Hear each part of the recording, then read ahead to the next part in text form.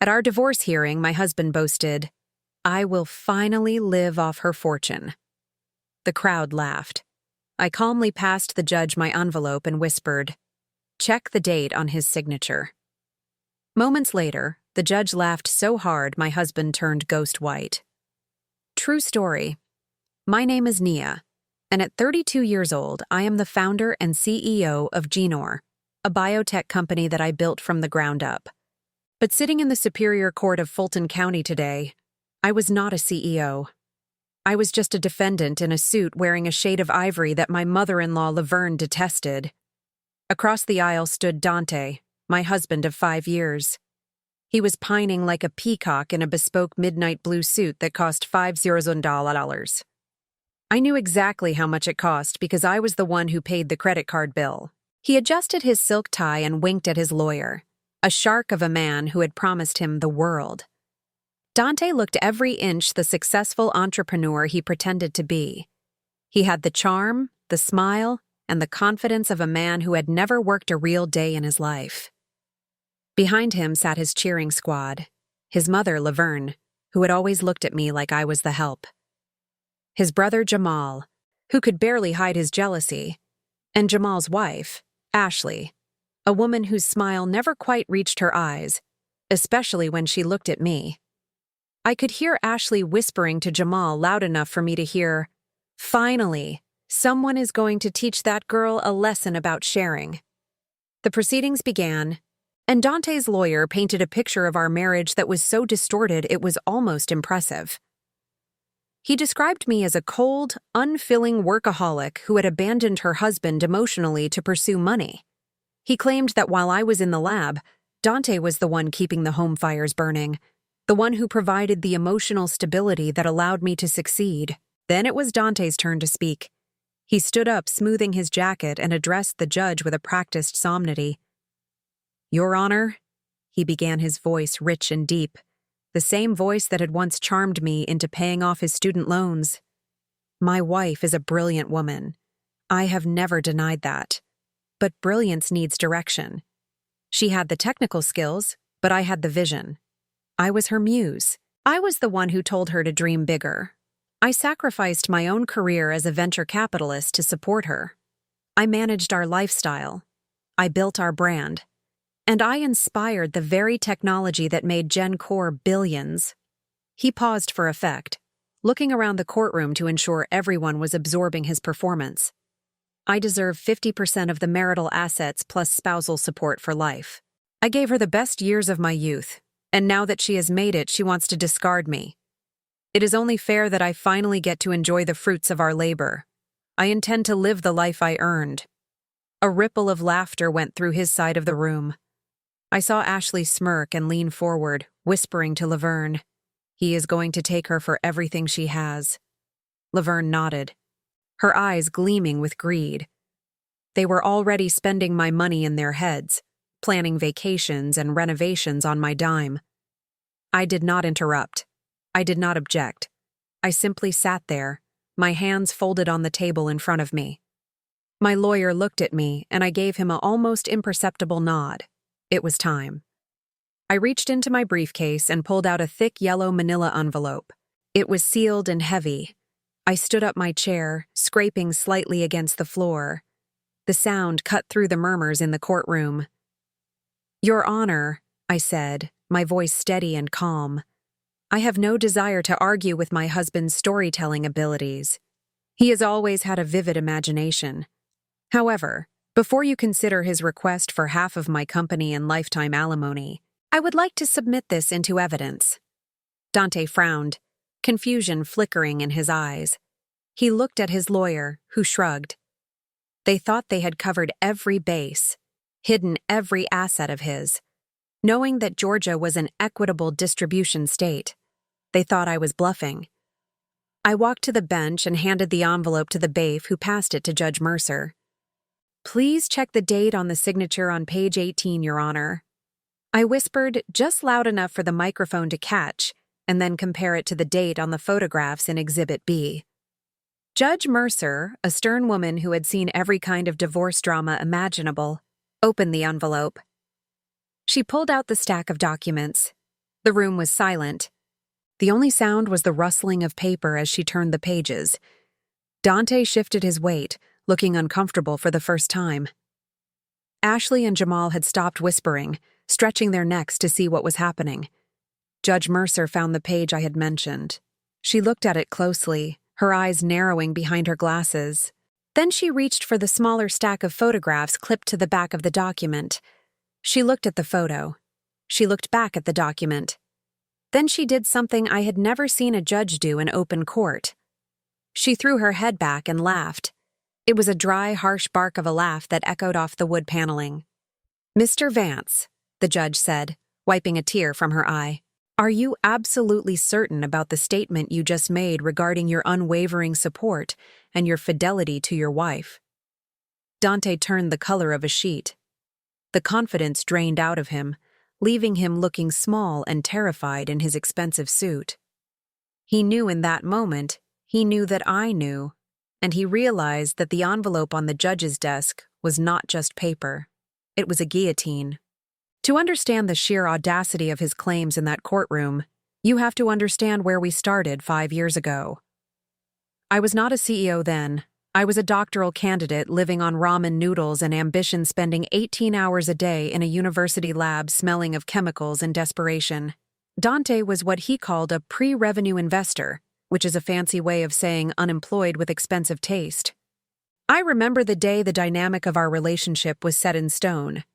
I had been saving every spare dollar for 6 months, hoping to move us out of our cramped studio apartment where the radiator rattled all night.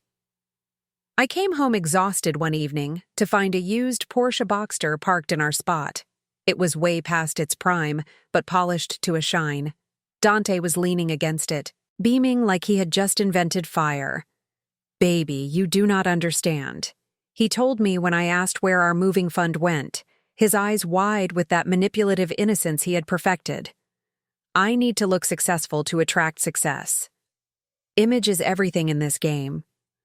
I cannot pull high-level clients if I pull up in a Honda." So, while he drove around Atlanta playing the big shot and networking at lunch spots I could not afford, I took 2 buses to the lab every single morning, 2 hours each way. I would read complex medical journals on my phone while standing in the aisle of a crowded bus smelling the exhaust and exhaustion of the city, while my boyfriend drove a sports car bought with my savings. He called it an investment. I called it theft, but I was too in love to say it out loud. Then came the introduction to his family. I was nervous. I wanted them to like me. I wanted to prove I was worthy of their son, even though I was the one paying for his haircuts. I wore my best dress, a simple navy sheath I had found on sale, and pulled my hair back neatly. Dante drove us to Jamal and Ashley's house in the Porsche. Ashley opened the door, and her eyes immediately ran over me, assessing the fabric of my dress, the scuff on my heel, and the texture of my hair. She was a woman with a smile that never quite reached her eyes. We sat down to dinner, and Jamal asked what I did for a living. I straightened my spine and explained my research in gene therapy, my passion for finding cures for rare diseases, and the grant proposal I was writing. I felt proud for a moment, thinking my intellect would bridge the gap. Ashley swirled her wine glass and let out a little laugh that sounded like glass breaking. "Biotech," she said, her voice dripping with a sickly sweet condescension. "That sounds so heavy for you. I honestly thought people like you mostly did hair or nails, service jobs." The table went silent. It was a microaggression so sharp it drew blood.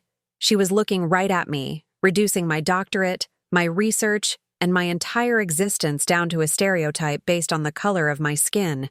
She was dismissing my mind because it did not fit her worldview. I looked at Dante. I waited for him to correct her, to defend me, to show even an ounce of the respect he claimed to have. I waited for him to say that I was brilliant, that I was going to change the world. Instead, he threw his head back and laughed. "Oh, come on, Ashley." He chuckled, slapping the table. "Do not start. Nia knows you are just joking. She is not sensitive like that, babe. Tell her you are not sensitive." I sat there frozen. My boyfriend, the man I was supporting, was laughing along with the woman who had just insulted me. He chose their approval over my dignity. He wanted to fit in with them more than he wanted to stand up for me.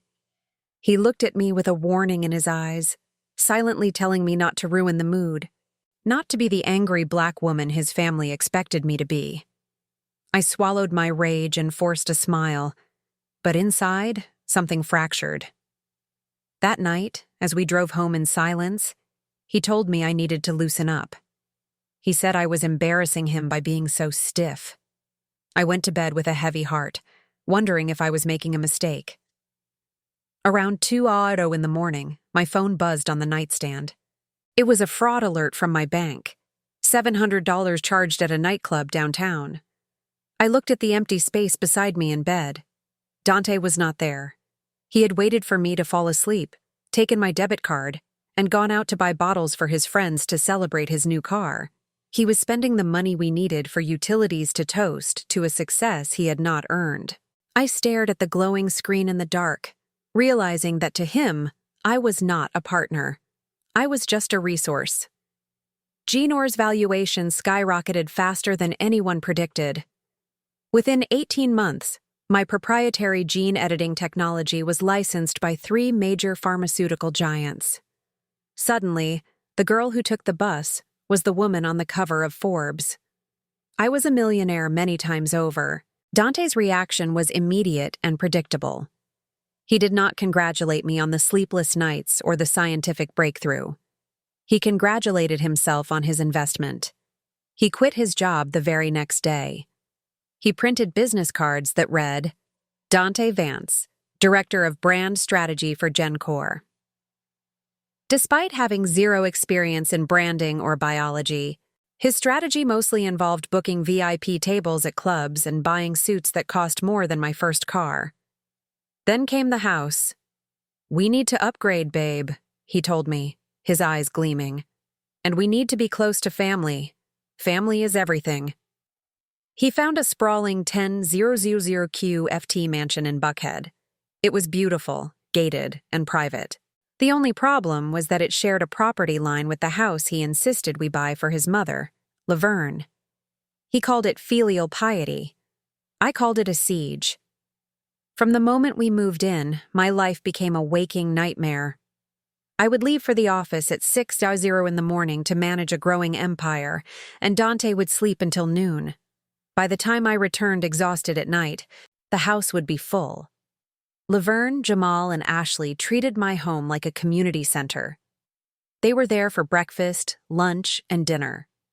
They treated my household staff like their personal servants, snapping fingers at my housekeeper, and complaining that the private chef did not make the mac and cheese correctly. The worst part was the criticism. Nothing I did was ever good enough for the Vance family aesthetic. Ashley would walk through my living room sipping my vintage wine and crinkling her nose at the art I had chosen. She called my taste tacky. She whispered to Laverne that the gold accents were too much, too loud, too ghetto-rich. They sat on my furniture, ate my food, and mocked me in my own home while I paid the mortgage. Dante never stopped them. He would just pour them another drink and say, "Babe, you know, they just have refined taste. Listen to them." The breaking point came after a week-long business trip to Zurich. I had been negotiating a merger that would secure our future for generations. I came home a day early, my body aching from jet lag, my mind fried. All I wanted was a hot bath and silence. I walked into the house and it was suspiciously quiet downstairs. The staff had likely retreated to avoid abuse. I walked up the grand staircase, my heels sinking into the plush carpet. I headed toward the master suite, hoping Dante was out so I could just sleep. The door to my walk-in closet was open. I heard rustling. I stepped inside and froze. Ashley was standing in front of my full-length mirror. She was wearing my custom-made silk evening gown, the one I had worn to the Met Gala. She had piled my diamond necklaces around her neck, layering them like costume jewelry. She was posing, turning side to side, admiring herself. On the floor lay my Hermes bags tossed aside like garbage. My shoe collection was in disarray. She was ransacking my sanctuary, playing dress-up with items she could never afford in 1,000 lifetimes. I cleared my throat. The sound was sharp in the quiet room. Ashley jumped, spinning around. She did not look embarrassed. She did not look apologetic.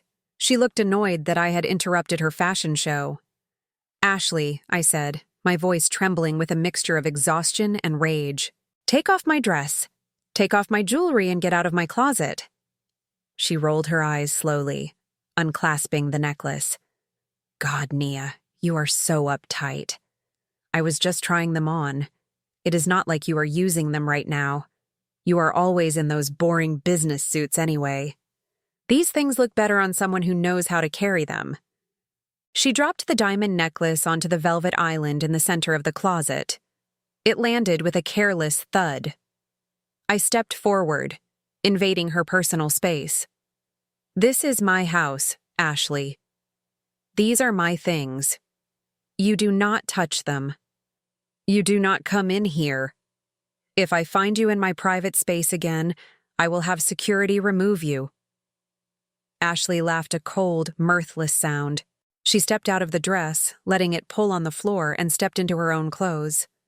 She looked me up and down with a sneer that told me exactly what she thought of me. "You really think you are special because you have money now, do you?" she spat. "You think you are better than us. But you forget something, Nia. You married Dante. That makes us family. And in this family, we share. What is yours is Dante's. And what is Dante's is ours. So technically, sister-in-law, your stuff is family stuff." She brushed past me, bumping my shoulder deliberately, and walked out of the closet, leaving my gown on the floor and my sanctuary violated. I stood there staring at the heap of silk, realizing that to them, I was not a person. I was just a bank vault they had forgotten the combination to. 2 weeks after the incident in my closet, Dante came to me with his grand vision. He barged into my home office while I was reviewing clinical trial data for a new autoimmune drug, holding a single sheet of paper with a few bullet points scrolled on it in blue ink. He called it a business plan. I called it a ransom note. "Babe," he said, pacing the room with a glass of scotch in his hand at 10 in the morning. "I have been thinking. Jenner is great, but we need to diversify. We need to build the Vance brand. I want to launch Vance Global Media. I am going to manage influencers, produce content, and run the nightlife scene in Atlanta. I just need a seed round. $500, so dollars." I looked at the piece of paper. It listed expenses like leasing a penthouse office, buying a company G-Wagon, and a travel budget for scouting talent in Miami. There was no revenue model. There was no market analysis. It was just a shopping list for a Playboy lifestyle disguised as a company. I looked at him and I saw the entitlement radiating off him like heat. He expected me to write the check without question, just like I paid for his suits and his mother's mortgage. This was the moment I had been waiting for. I had spent the last month meeting secretly with my shark of a lawyer, drafting a document that would be my salvation. I put on my best supportive wife's smile, the one that didn't quite reach my eyes. "That sounds ambitious, Dante," I said, keeping my voice even. "I think it could be a great move for us. But since Janor is a publicly traded company now, and my assets are tied up in regulatory scrutiny, I have to follow strict compliance protocols for any large personal withdrawals." I opened my desk drawer and pulled out a stack of documents 3 in thick. It was a mountain of legal jargon printed on heavy bond paper. "I need you to sign these," I explained, tapping the stack. "It is just standard banking procedures, investment disclosures, and liability waivers. It basically tells the board that this is a personal investment and not a conflict of interest. Once these are signed, the bank will release the funds immediately." Dante looked at the stack and sighed, rolling his eyes. "God, Nia, why do you always have to make everything so complicated with paperwork? Can't you just write the check? You are the CEO." I shrugged, feigning helplessness. "My hands are tied, babe. The board is watching every penny. Just sign the tabs and you get your money." He sat down huffing like a petulant child. He did not pick up the documents to read them. He did not call a lawyer. He did not even ask what the acronyms meant. He just grabbed a pen and started signing where the yellow sticky tabs indicated. He was signing his name so fast it was just a scribble. He was bored. He was arrogant. He thought I was too in love with him to ever hurt him. I watched him turn the pages, my heart pounding against my ribs. He flipped past the indemnity clause. He flipped past the non-disclosure agreement, and then he reached page 42. The header was in bold, but his eyes glazed right over it. Post-nuptial agreement regarding asset forfeit and marital conduct. This was it, the trap. Clause 18 was buried in the middle of the paragraph. It stated clearly and irrevocably that if Party B, who was Dante, was found to be engaging in extramarital affairs or financial fraud against Party A, who was me, then Party B would forfeit all rights to marital assets, alimony, and future earnings. It was a kill switch for our marriage, and he was holding the detonator. Just here, I said, pointing to the signature line, my finger steady, and initial here. He scribbled his initials, then he signed his full name at the bottom. He closed the folder and pushed it back toward me. There, he said, taking a swig of scotch. Done. Now, where is my money? I opened my checkbook and wrote a check for $500, $0. I handed it to him. He stared at the number, his eyes lighting up with greed. He kissed the check, then he leaned over and gave me a quick dismissive peck on the cheek. You are the best, babe. Vance Global Media is going to take over the world. Do not wait up for me tonight. I have to go scout locations for the office. He grabbed his keys and walked out of the office whistling. He was holding $500,000 in his hand, but he had just signed away a fortune worth hundreds of millions. He walked out the door thinking he was a tycoon. He had no idea he was already a dead man walking. I waited until I heard the front door slam and the roar of his engine fading down the driveway. Then I picked up the document he had just signed. I turned to page 42. I traced his signature with my finger. Then I picked up my phone and called my lawyer. File it, I said. He signed. It is done. Vance Global Media apparently required an executive assistant. Although Dante's definition of executive work seemed to involve a lot of late-night strategy sessions and very little actual paperwork. Her name was Chloe. She was 24 years old, with hair the color of spun gold and eyes that widened with a practiced innocence whenever a man spoke. She was exactly the kind of woman Dante had always idolized, the living embodiment of the status symbol he desperately wanted to acquire. He brought her home for dinner a week after he hired her, claiming it was strictly professional, a chance for his team to bond. I watched from the top of the staircase as she walked into my foyer. She was wearing a dress that was just a fraction too short for a business meeting, but perfect for a seduction.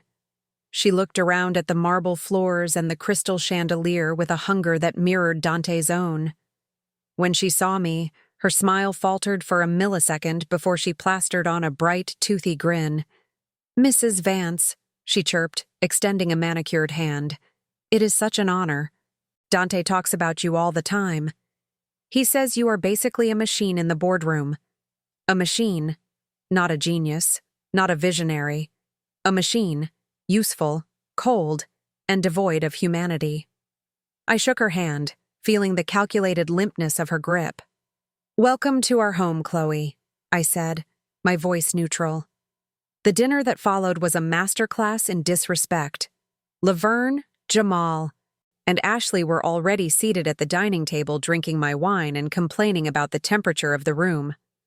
When Dante led Chloe into the dining room, the atmosphere shifted instantly. Laverne, who usually looked at my guests as if they were carrying a contagious disease, lit up. She stood up and hugged Chloe, a woman she had met 30 seconds ago with more warmth than she had shown me in 5 years. "Sit right here next to me, darling," Laverne cooed, patting the chair to her right. "You must be exhausted dealing with my son all day. He is a handful, isn't he?" Chloe giggled a sound like wind chimes. "Oh no, Mrs. Vance. Dante is a visionary. It is inspiring just to be in his orbit." Ashley leaned across the table, ignoring me completely to focus on the new arrival. "I love your dress," she said, her voice dripping with admiration. It is so chic, so elegant. It is nice to see someone who understands that less is more, unlike some people who think drowning in labels makes you classy. She shot a pointed look at my wrist, where a Cartier bracelet sat the one I had bought myself to celebrate a successful IPO. I sat at the head of the table eating my meal in silence while they built a wall around me. They asked Chloe about her background, her family, her hobbies. They laughed at her jokes, which were not funny. They hung on her every word as if she were delivering a sermon. I was the host, the breadwinner, the owner of the house, but I was invisible. Then came the moment that made my stomach turn. Laverne picked up the serving platter of roast chicken. She bypassed my empty plate and heaped a second serving onto Chloe's. "Eat up, child," she said, her voice thick with affection.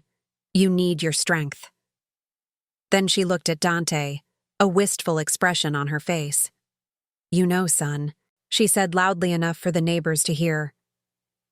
"I wish you had met Chloe 5 years ago.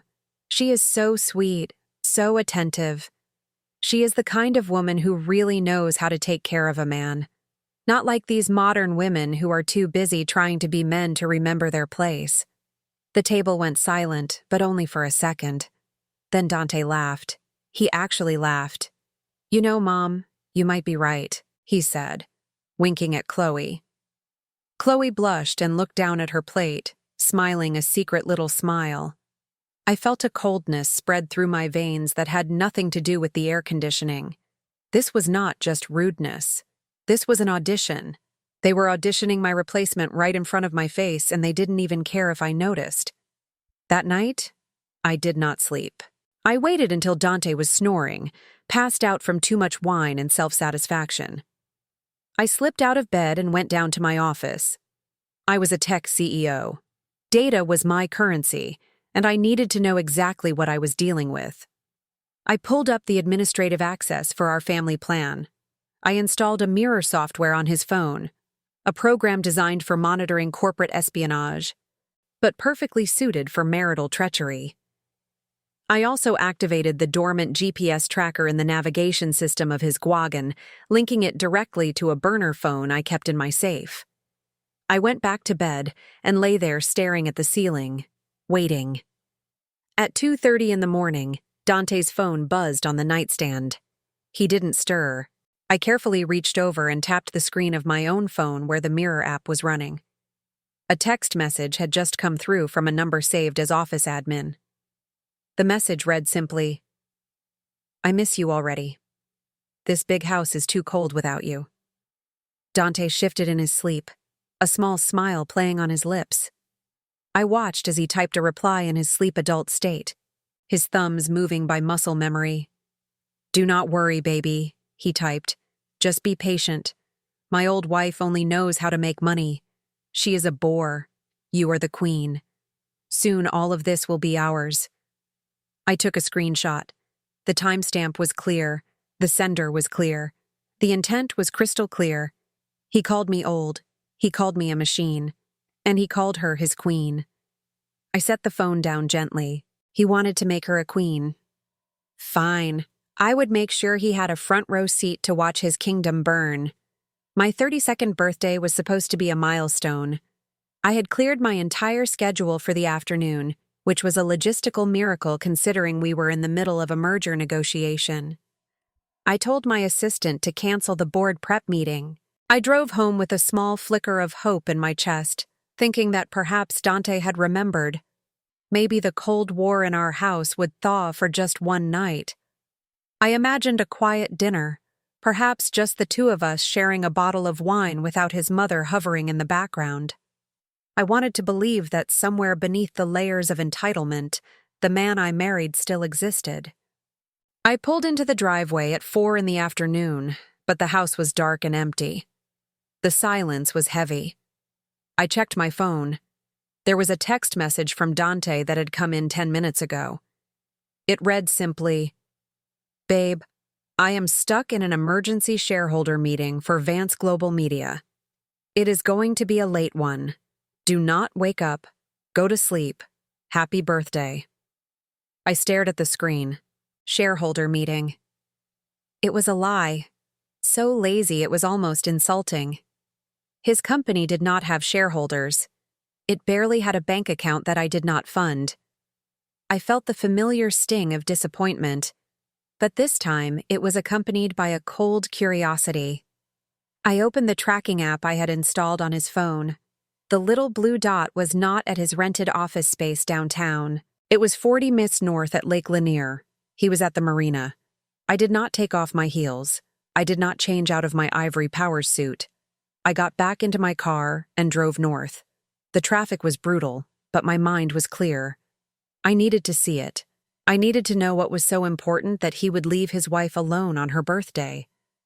When I arrived at the marina, the sun was beginning to set, painting the sky in shades of violet and bruised orange. I parked my car in the shadows away from the main lot and walked toward the docks. I did not have to look hard to find him. The largest yacht in the slip was lit up like a Christmas tree. It was a 100 FT vessel that cost $15,000 a day to charter. I knew the price because my American Express card had sent me a notification for a boat rental charge 2 days ago, which Dante had explained away as a venue deposit for a client launch party.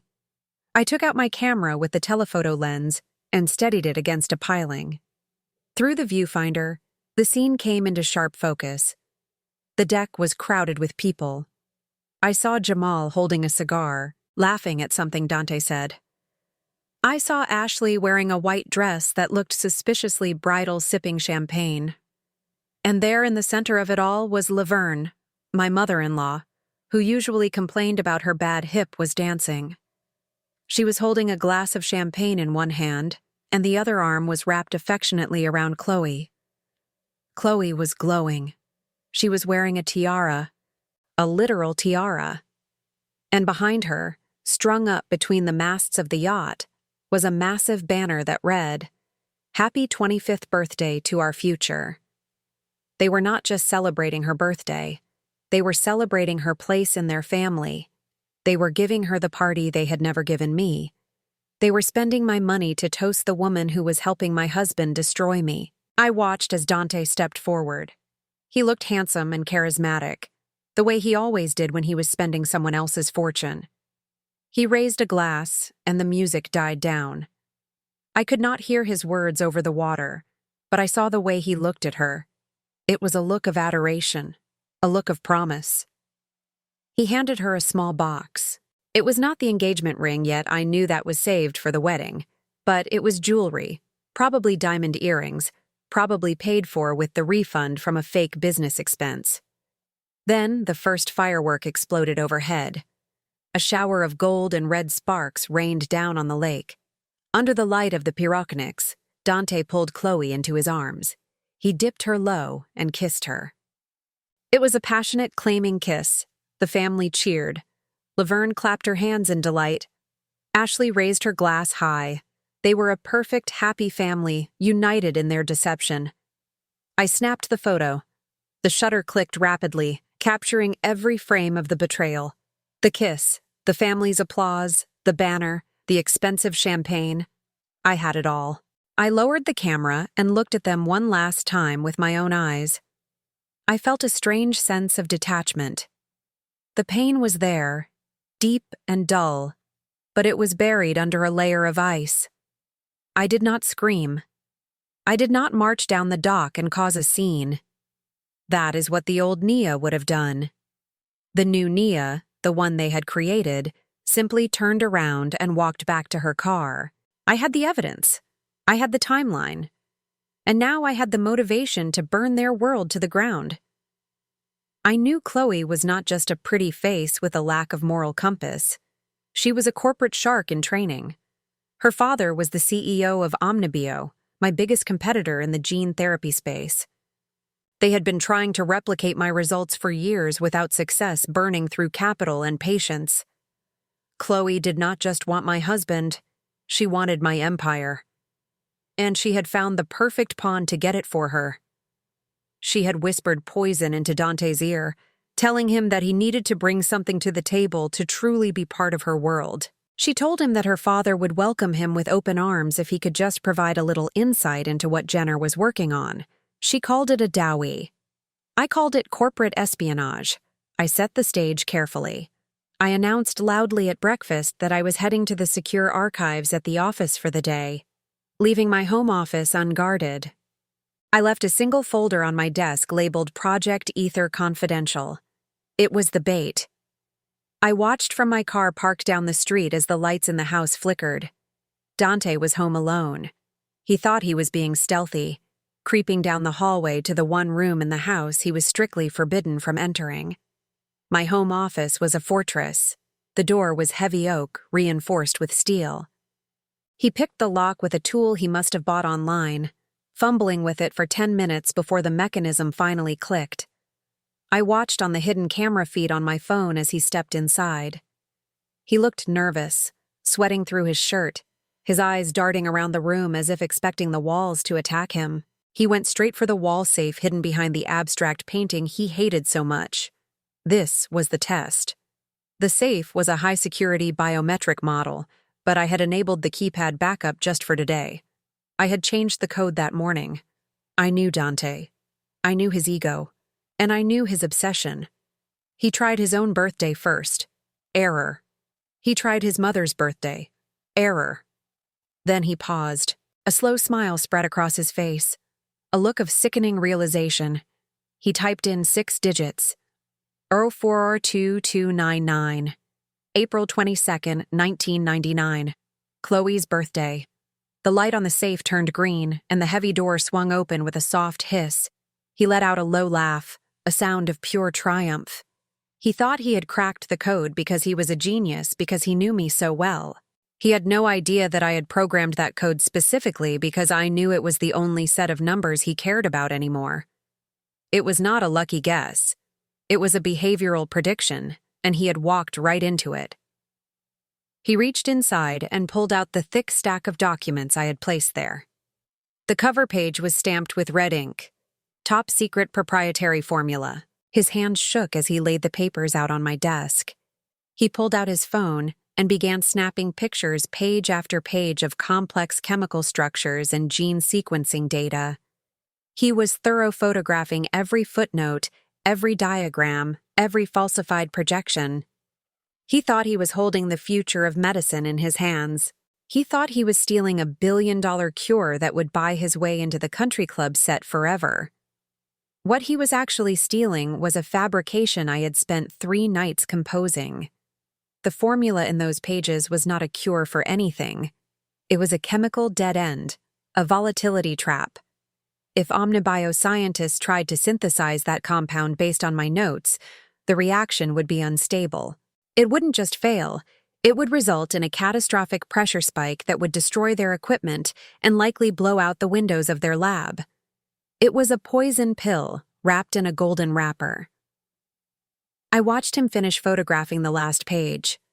He put the documents back in the safe, closed the door, and wiped the keypad with his sleeve as if that would erase his crime. He looked at the phone in his hand like it was the Holy Grail.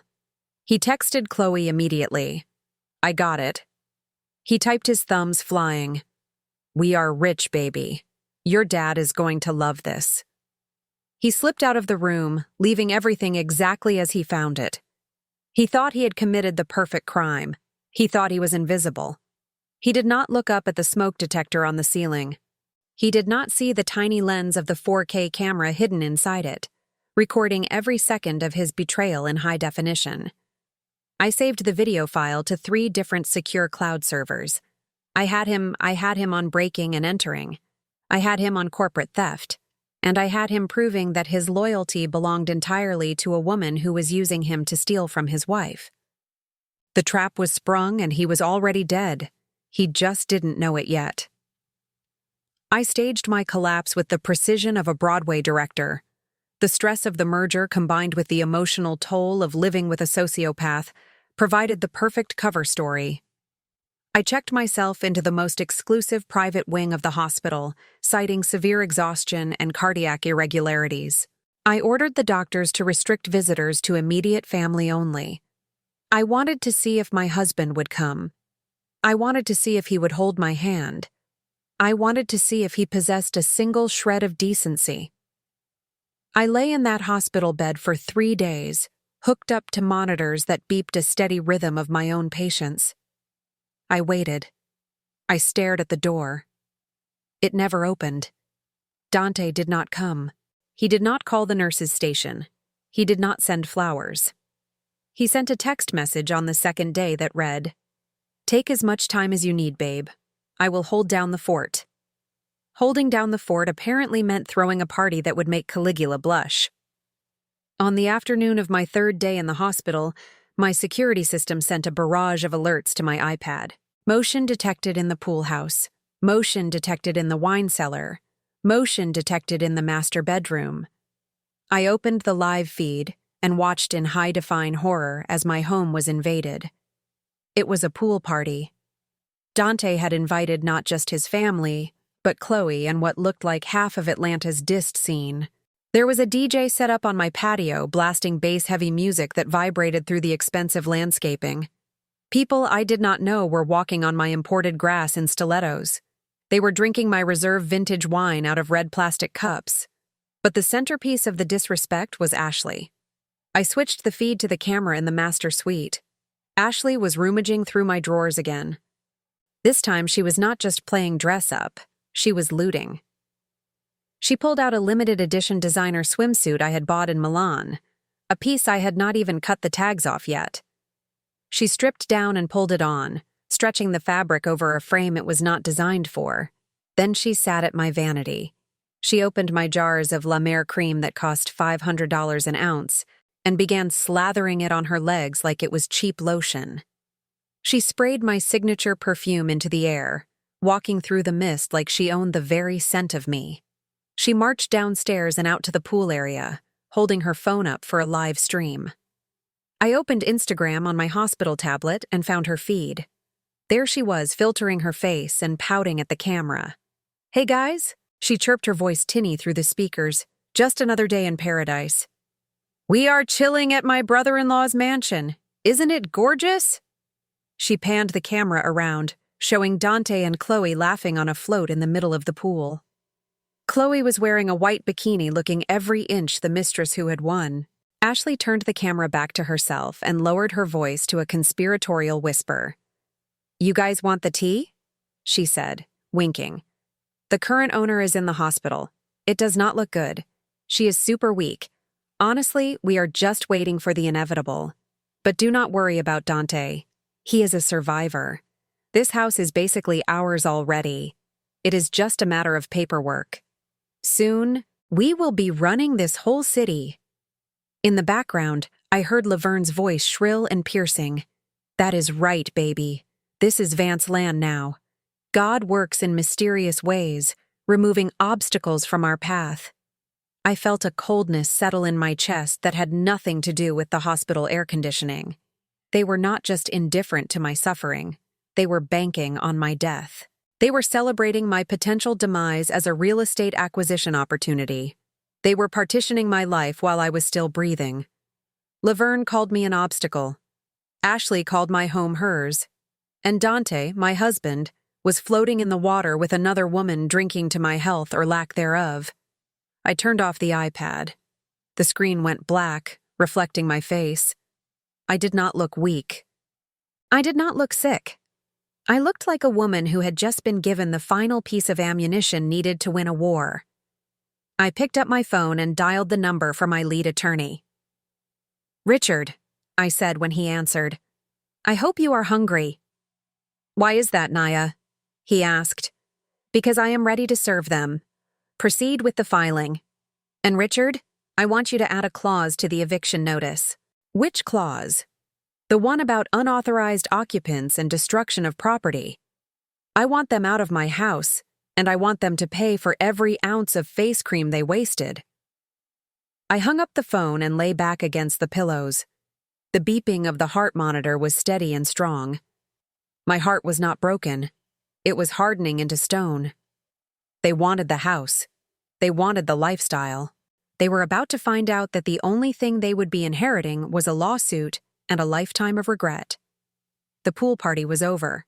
It was time to drain the water. I returned home 3 days later, playing the role of the frail, recovering wife perfectly. I wore a cashmere wrap and moved slowly, leaning heavily on the banister. Dante greeted me with a performance of concern that was almost comical.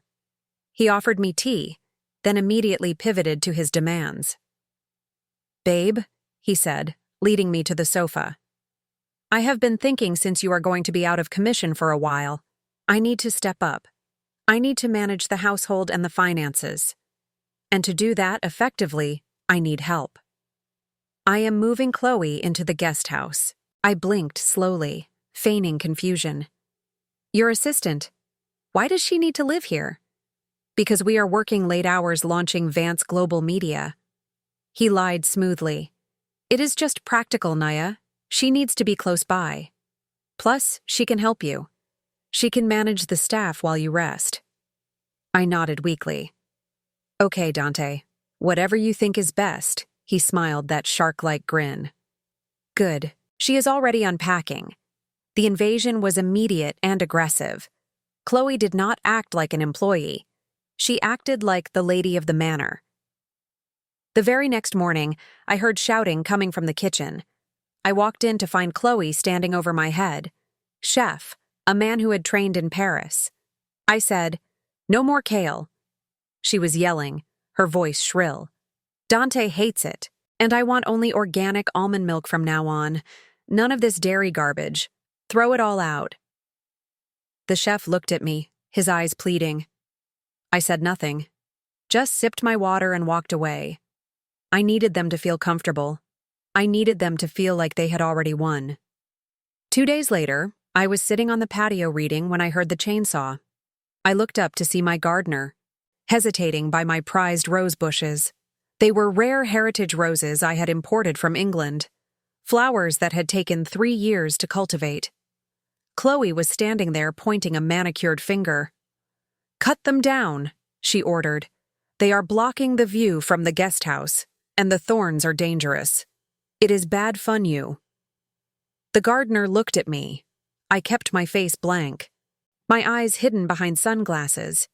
He revved the chainsaw. I felt a physical pain in my chest as the first bush fell, its crimson petals scattering on the grass like blood drops. Chloe smiled satisfied and walked back to the guest house, her hips swaying. That afternoon, Laverne came over. She did not come to see me. She came to have lunch with Chloe. They sat in the sunroom drinking iced tea and laughing. I walked past on my way to the kitchen. "You are doing a great job, dear." I heard Laverne say, "This house finally feels like a home. You know how to manage things." Nia was always too soft with the help. I stopped just out of sight. "Exactly," Chloe agreed. "You have to be firm. You have to show them who is boss.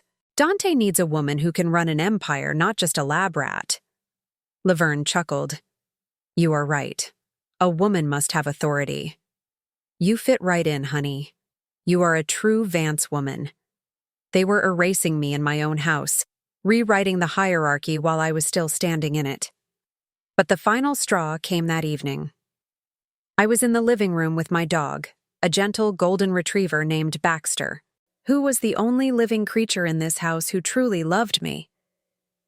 He was sleeping on his rug near the fireplace. Chloe walked in, tapping away on her phone. Baxter lifted his head and gave a soft woof, a friendly greeting. Chloe did not pet him. She did not ignore him. She stopped, looked down at him with disgust, and then she kicked him. It was not a stumble. It was a deliberate sharp kick to his ribs. "Get out of my way, you mangy beast," she snapped. "I hate dogs, Dante. We are getting rid of this thing tomorrow." Baxter yelped and scrambled away, his tail tucked between his legs. The silence in the room was absolute. The air pressure seemed to drop. The weak, frail Naya vanished. I stood up from the sofa. I did not use the armrest for support. I did not sway. I stood up straight, my spine made of steel, my eyes burning with a cold fire that could freeze hell over. I walked toward Chloe. She looked up, startled by my sudden movement. startled by the height I seemed to have gained. She took a step back, her phone lowering. "What is your problem?" she asked, her voice wavering slightly. "My problem," I said, my voice low and deadly calm, "is that you just kicked my dog." "So, what?" she scoffed, trying to regain her bravado. "It is just an animal. Like I said, we are getting rid of it."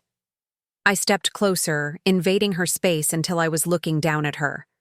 "No," I said, "we are not getting rid of the dog, and you are going to apologize to him right now." She laughed a nervous, high-pitched sound. "Are you crazy?" "I am not apologizing to a dog." I did not blink. I did not shout. I simply looked at her with the full weight of my power. The power I had been hiding, the power she had underestimated. "Apologize," I repeated, "or you will be leaving this house tonight. And not to the guest house, to the street." She looked at me, and for the first time she saw it. She saw the CEO. She saw the woman who crushed competitors for breakfast. She saw the danger. Dante walked in at that moment, sensing the tension. "What is going on here?" he asked, looking between us. "Your assistant just kicked my dog," I said, never taking my eyes off Chloe. And she was just about to apologize. "Weren't you Chloe?" Don't make me repeat myself a third time. The annual Jenner Charity Gala was the event of the season, a black tie affair, where Atlanta's elite gathered to pat themselves on the back for their philanthropy. It was also the night I had chosen to make my move. I wore a custom white gown, sleek and architectural, a symbol of purity and power. I stood at the entrance of the ballroom, greeting senators and tech mogul, playing the perfect hostess. Then Dante arrived. He did not walk in alone. He walked in with Chloe on his arm. She was wearing a red dress that screamed for attention, cut so low it was a scandal in itself. He introduced her to everyone as the Vice President of Strategy for Vance Global Media, a title that did not exist for a company that was a sham. Behind them trailed the circus, Laverne in a feathered hat that blocked the view of anyone standing behind her, Jamal in a suit that was 2 sizes too small, and Ashley wearing a dress covered in sequins that looked like a disco ball had exploded. They were loud. They were obnoxious. They were exactly what they accused me of being. They made a beeline for the bar, then circled the room like sharks looking for blood. I watched as they cornered my investors, telling loud stories about Dante's genius and my lucky break. I maintained my composure, smiling for the cameras, shaking hands, but my eyes never left them.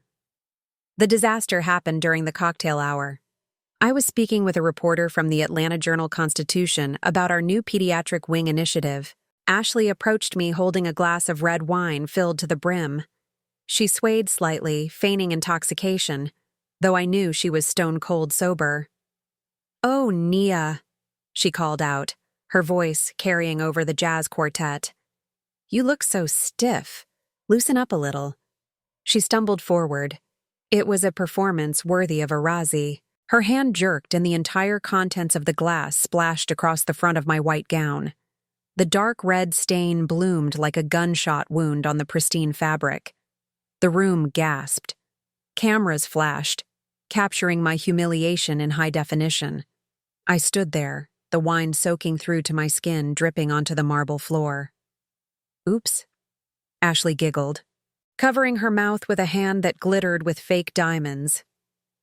"My bad. I guess white wasn't your color anyway." Dante stepped forward. He did not offer me a napkin. He did not reprimand his sister-in-law. He put an arm around Ashley's shoulder and looked at the reporter with a charming shrug. "You have to forgive my wife," he said, his voice full of mock indulgence. "She is so clumsy, always in the wrong place at the wrong time." "Honey, maybe you should go change. You are embarrassing yourself," the crowd murmured. I saw pity in their eyes. I saw judgment. They saw a woman who could not control her own family, a woman being disrespected by her own husband. I did not cry. I did not run away. I looked at Dante. I looked at Ashley, smirking behind her hand. I looked at Chloe, clinging to Dante's other arm like a trophy. I unclasped my evening bag and pulled out a silk handkerchief, dabbing at the stain, not to clean it, but to acknowledge it. Then I turned to the reporter. "Please excuse me for a moment," I said, my voice steady. "I have an announcement to make." I walked to the stage. The wine stain was a scarlet letter on my chest, but I wore it like armor. I took the microphone from the MC. The feedback wed and the room fell silent. "Good evening, everyone," I said, my voice amplified, clear and commanding. "Thank you all for coming. As you can see, I have had a little accident. But in life, as in science, it is not the mistake that defines us, but how we recover from it." I looked out at the crowd, finding Dante's eyes. He was smiling, thinking I was about to apologize, thinking I was about to retreat. "Tonight, we are here to raise money for medical research," I continued. "But recent events have brought another cause to my attention, a cause that is very personal to me." I paused, letting the tension build. "Tonight, I am pledging $1 million of my personal funds to the Atlanta Shelter for Women, specifically to their programs supporting victims of domestic and financial abuse." The room erupted in applause. Dante's smile vanished. "I am doing this," I said, my voice dropping to a register of deadly seriousness, because I believe that no woman should ever have to tolerate disrespect in her own home. No woman should have to pay for her own humiliation, and no woman should ever be made to feel small by people who are too weak to stand in her light. I stared directly at Dante. His face was a mask of confusion and dawning fear. He realized in that moment that the check I had just pledged was money he thought was his, money he thought he controlled. I raised my glass of water in a toast. To resilience, I said, and to cleaning up messes, I drank. The crowd cheered, and Dante Vance stood there, realizing for the first time that the stain on my dress was nothing compared to the stain I was about to put on his life. The morning sun hit the floor-to-ceiling windows of my office, but I was not admiring the view. I was looking at the glowing screen of my laptop. The coffee on my desk had gone cold, but my focus was burning hot. It was 8 in the morning the day after the gala. Most of the city was still waking up or nursing hangovers from the night before, but I was already at war. I had logged into our primary banking portal, the central nervous system of our financial life. For 5 years, I had given Dante free rein. I had added him as a supplementary card holder on my black AMX. I had given him access to the joint checking account we used for household expenses. I had essentially handed him the keys to the kingdom and looked the other way while he looted the treasury. Not anymore. With a few decisive clicks, I initiated the lockout protocols. I changed the passwords to every single account. I removed his authorization from the credit lines. I set the daily withdrawal limit on the joint debit card to 0. One by one, the digital doors slammed shut. It felt like cutting off a gangrenous limb. Painful, but absolutely necessary for survival. I watched the status bars turn from active to suspended, and I felt the first true breath of air fill my lungs in months. According to the tracker on his car, Dante was already awake and moving. He was not heading to the fake office of Vance Global Media. He was heading to Phipps Plaza, the most upscale shopping center in Atlanta. And he was not alone. The audio feed from the car picked up Chloe's voice. She was complaining about the humidity and demanding they stop for smoothies before their appointment. They were going to Winston's Jewelers. I pulled up the security feed from the store. I knew the owner personally, having bought several pieces there for corporate gifts. The camera angle was perfect. I watched as Dante strolled in with Chloe on his arm. He looked hungover but arrogant, his chest puffed out in that way he did when he was about to spend money he did not earn. Chloe was pointing at the glass cases, her eyes scanning the diamonds like a predator scanning a herd. They stopped in front of the engagement rings. Dante gestured to the sales associate, a young woman who looked intimidated by his bluster. He pointed to a massive yellow diamond ring in the center display. It was gaudy. It was loud. It was exactly the kind of ring a man buys when he is compensating for something. I checked the price list on my other screen. $80 CU. He was going to try and put an $80 ring on my credit card less than 12 hours after his sister-in-law threw wine on me. The audacity was breathtaking. I watched him pull out the black card. He held it between two fingers, casually flipping it onto the glass counter. He said something to Chloe and she giggled, leaning into him. She thought she had won. She thought she was minutes away from securing the bag. The sales associate swiped the card. She waited. She frowned. She swiped it again. She looked at the machine, then at the card, then at Dante. She said something that made Dante's smile drop. He laughed a nervous bark and told her to try it again. She did. The result was the same. Dante's face turned a mottled red. He dug into his wallet and pulled out the Platinum Visa. He handed it over with a demand to run it immediately. Declined. He pulled out the debit card. Declined. My phone rang. It was Dante. I let it ring 3 times before picking up. I put on my calmest, most professional voice, the one I used for hostile board meetings. "Hello, Dante. What the hell is going on?" He screamed into the receiver, his voice echoing in my office. "I am at Winston's trying to make a purchase, and every single card is getting declined. You need to fix this right now. Open the cards back up, Nia. Do not play with me." I leaned back in my chair, twirling a pen in my fingers. I could hear the panic in his voice, the sheer terror of being exposed as a fraud in front of his mistress. "Oh, I am so sorry to hear that, Dante," I said, my tone smooth and devoid of emotion. "But I cannot open them. The bank's fraud department flagged some highly irregular activity on the accounts this morning.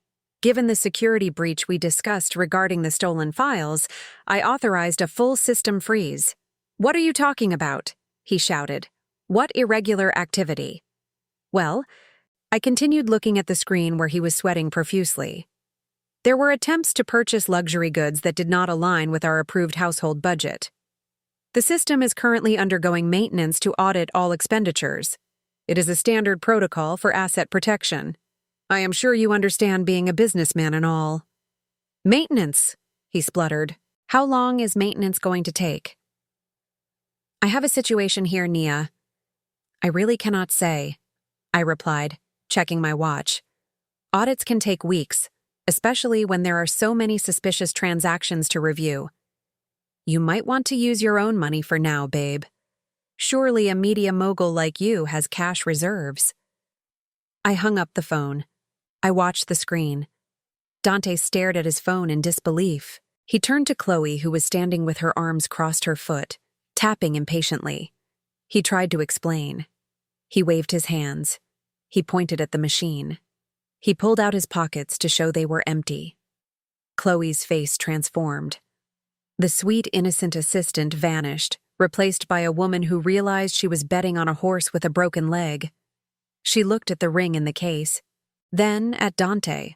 She said something sharp and cutting. I did not need audio to read her lips. "You are a joke." She turned on her heel, her hair whipping around, and marched out of the store. She did not look back. Dante stood there alone at the counter, the rejected credit cards scattered on the glass like debris from a crash. He looked at the sales associate, who was now looking at him with open pity. He snatched up his cards and ran after Chloe, leaving his dignity on the floor of the jewelry store. I arrived home that evening to find my driveway full of cars. It looked like a family reunion, but the atmosphere inside was more like a court-martial. Dante had summoned the troops. He was sitting in the center of the living room on the white linen sofa I had bought 3 months ago, holding a glass of whiskey with a grip so tight his knuckles were white. Flanking him were Laverne, Jamal, and Ashley. They were not smiling. They were sitting with their arms crossed, faces set in expressions of righteous indignation, as if they were the ones who had been wronged. When I walked through the door, the silence was immediate and heavy. It was an ambush, plain and simple. Dante stood up first, pointing a finger at me. His face was still flushed from the embarrassment at the jewelry store. "You have some explaining to do, Nia," he shouted, his voice bouncing off the high ceilings. "You humiliated me today. You cut off my access. You made me look like a beggar in front of people who matter." I placed my bag on the console table and looked at him calmly. I did not raise my voice. I did not flinch. I simply asked what people mattered. "Dante, the sales clerk, or your mistress?" He ignored the question, barreling forward with his narrative. "You are controlling. You are financially abusive. I called my mother because I cannot deal with your toxicity anymore." Laverne stood up, then adjusting her dress as if she were preparing to deliver a sermon. She walked toward me, her eyes cold and judging. She had never liked me, but tonight she looked at me with open contempt. "Nia," she began, her voice low and dangerous, "we need to have a serious talk about your role as a wife. You seem to have forgotten that a man is the head of the household. You might make the money, but Dante is the king of this castle. You are emasculating him. You are treating him like a child with an allowance instead of the visionary he is." I almost laughed. A visionary who could not pay for a tank of gas without my card. But Laverne was just getting started. "Men need face, Nia." She continued, pacing in front of me. "They need respect. When you cut off his cards, you cut off his dignity. You are shaming him in the streets. A good wife builds her husband up. She does not tear him down. If you want this marriage to work, you need to fix the power imbalance." "And how do you propose I do that?" I asked, genuinely curious to hear the depths of their delusion. Laverne stopped and looked me dead in the eye. "You need to make him an equal partner, not just in name, but on paper. You need to transfer 50% of your company shares to Dante. Right now, tonight, he needs to be able to walk into any room and command respect as an owner, not just a husband. He needs to have his own wealth so he can lead this family properly. It is the only way he can hold his head high." I stared at her. She was demanding I hand over half of my life's work, half of the company I built from scratch, to a man who had just tried to buy an $80,000 ring for another woman. It was extortion wrapped in the language of tradition. Jamal chimed in from the couch, nodding his head. "Mom is right, Nia. You are holding him back. You are hoarding the wealth. It is selfish. We are a family, and families share. You act like you did this all by yourself, but Dante supported you. He gave you the space to work. He deserves his cut." Then Ashley spoke up. She was inspecting her nails, looking bored, but her words were the sharpest of them all. She looked up at me, a smirk playing on her lips. "Honestly, Nia, you should be grateful," she said, her voice dripping with poison. "Look at you. You are always in those labs or in meetings. You look tired. You look old. Without Dante, who would want you? You would just be a lonely, bitter old maid sitting on a pile of money with no one to share it with. Dante gave you status. He gave you a life. He made you look good. You are lucky he even picked you considering his options." The room went quiet. They sat there smug and satisfied, waiting for me to break. They expected me to cry. They expected me to apologize, to open my checkbook and beg for their forgiveness. They thought they had broken me down. They thought that by attacking my womanhood, my appearance, and my worth, they could bully me into submission. I looked at Dante, who was watching me with a triumphant sneer. He thought he had won. He thought his mother and his brother and his sister-in-law had successfully put me in my place. I felt a shift inside me. The last tether of obligation, the last thread of guilt finally snapped. I looked at the house I paid for the furniture they were sitting on, the food they had likely raided from my kitchen. I looked at these people who contributed nothing but took everything. I stood up straighter. I did not cry. I did not yell. I felt a cold calm wash over me, a clarity that was sharp as a diamond. "So, that is how it is," I said, my voice steady. "You think I am nothing without him? You think I owe you my company, my dignity, and my self-respect? I walked over to the fireplace and picked up a framed photo of our wedding day. I looked at it for a moment, then set it face down on the mantel. Okay, I said, turning back to face them. You want equity? You want respect? You want to see what life looks like when I am not holding everyone up? I looked directly at Dante. You want a war? Dante frowned, sensing the shift in the atmosphere. I just want what is fair, Nia, he said, uncertainty creeping into his voice. Fair, I repeated. Interesting choice of word.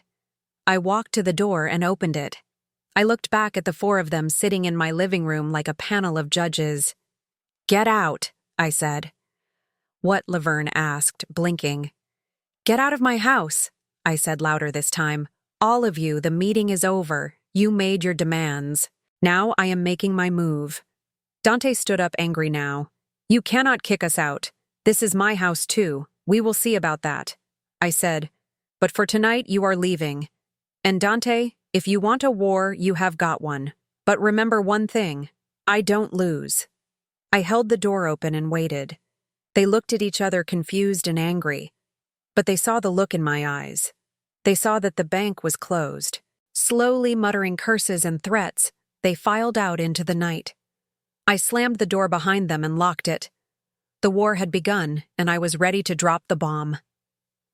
The knock on the door came at 7 a.m. It was not the rhythmic, polite knock of a delivery driver or the hesitant tap of a housekeeper.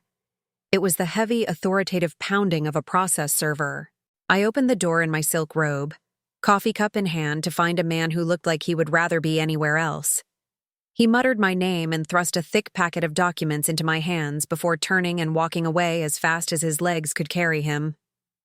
I stood in the doorway of the mansion I paid for, holding the paperwork that would officially end my marriage.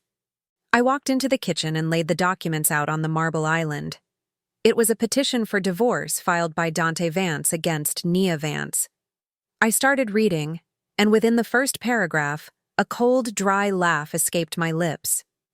It was a masterpiece of fiction. Dante accused me of adultery, claiming I had been unfaithful during my business trips to Europe. He accused me of mental cruelty, citing my refusal to fund his business ventures as emotional and financial abuse.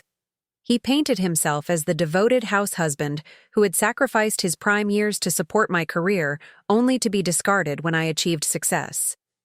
But the real kicker was the motion for emergency relief. He was requesting immediate temporary spousal support in the amount of $50, $50 a month. He was asking for exclusive use of the marital residence, meaning he wanted to kick me out of my own house. And most audaciously, he filed an emergency motion to freeze all marital assets, including my bank accounts and my shares in Genor, to prevent me from hiding money. I knew immediately that this was not Dante's writing. The legal strategy was aggressive, predatory, and desperate. It had Chloe written all over it. She had clearly convinced him that if he struck first, he could control the narrative. She had found him a lawyer who was willing to fight dirty a shark who smelled blood in the water. They thought they had me cornered. They thought that by freezing my assets, they would cut off my oxygen and force me to settle. They were wrong. They were so incredibly wrong. I did not feel fear. I did not feel sadness. I felt a surge of adrenaline. This was the mistake I had been waiting for. By filing for divorce on false grounds, Dante had officially triggered the hostility clause in the post-nuptial agreement. He had formally declared war in a court of law, which meant I no longer had to play nice. I no longer had to pretend to be the patient wife. I could now legally deploy the nuclear option. I did not call my lawyer immediately. I did not scream. I went upstairs to the master bedroom. I pulled down my set of Louis Vuitton luggage, the vintage trunks that Dante had always coveted but was never allowed to touch. I began to pack. I did not pack everything. I left the furniture. I left the art. I left the clothes I did not wear often. I packed my jewelry, my documents, and my favorite couture pieces. I packed as if I were going on a long vacation. I was leaving the house. I was giving him exactly what he asked for. He wanted exclusive use of the mansion. Fine. He could have it. He could have the four walls, the roof, and the pool, but he did not realize that a house is just a shell without the systems that make it livable. I called my private driver. He arrived in 20 minutes. I had the staff load my bags into the trunk. I walked through the house one last time. It was silent. The family had left the night before after I kicked them out, but I knew they would be back the moment they realized I was gone. They would swarm back in like termites, ready to consume the wood. I got into the car and gave the driver an address that Dante did not know existed. It was a penthouse in the St. Regis Residences, a property I had bought through a blind trust 3 years ago as a safe house. It was secure, private, and completely off the grid of our marital assets. As we drove away, I pulled up the smart home app on my phone.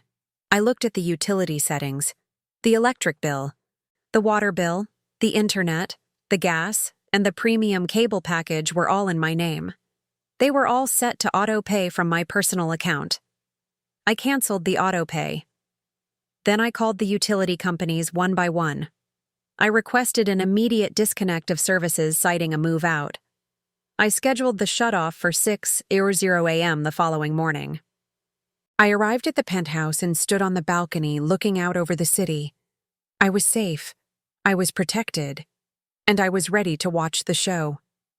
I pulled out my phone and opened my text thread with Dante.